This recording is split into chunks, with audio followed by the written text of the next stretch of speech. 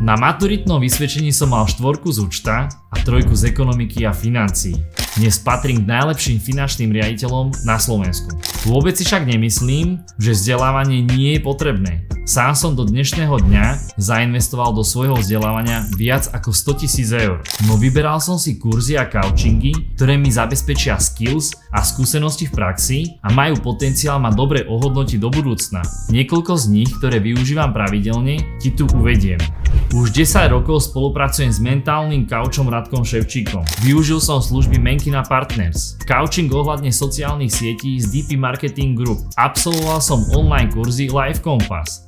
Kurzy angličtiny z You Speak English. Workshop investovania do nehnuteľností. Samozrejme naše interné, finančné školenia, akadémie a kongresy. Keď som si vybral kurzy a spolupráce, kľúč bol jednoduchý. 50% som sa zameral na prácu s hlavou a leadership, 40% na skills a 10% na všeobecný rozvoj a rozhľad.